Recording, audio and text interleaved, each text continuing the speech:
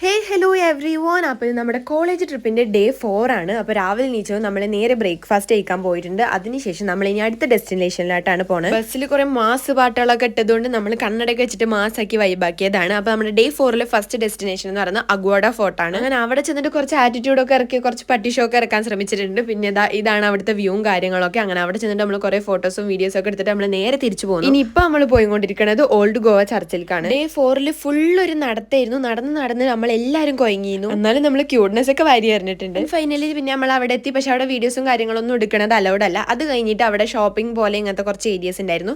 അത് കഴിഞ്ഞിട്ട് നമ്മൾ നേരെ പോയത് ഫുഡ് കഴിക്കാനാണ്. പിന്നെ അതിന് ശേഷം നമ്മൾ പോയത് പോർച്ചുഗീസ് സ്ട്രീറ്റിലേക്കാണ്. അവിടെ എത്തിയപ്പോൾ ഇതുപോലത്തെ കുറേ കുഞ്ഞു ഷോപ്പുകൾ ഉണ്ടായിരുന്നു. നമുക്ക് ഷോപ്പിംഗ് ചെയ്യാൻ ഒരുപാട് അവസരങ്ങൾ കിട്ടിയെങ്കിലും നമ്മൾ ഇവിടുത്തെ മെയിൻ മാർക്കറ്റിൽ നിന്നാണ് ഷോപ്പിംഗ് ചെയ്തത്. അങ്ങനെ അതൊക്കെ കഴിഞ്ഞപ്പോഴത്തേനും രാത്രിയായിരുന്നു. പിന്നെ നമ്മൾ ഫുഡൊക്കെ കഴിച്ചിട്ട് നേരെ ബീച്ചിൽ പോയി. അങ്ങനെ അവിടെ കുറച്ച് നേരം കളിച്ചിട്ട് നമ്മൾ തിരിച്ച് ബസ്സിൽ തന്നെ കയറി കിടന്നുറങ്ങാൻ പോയി. ബൈ.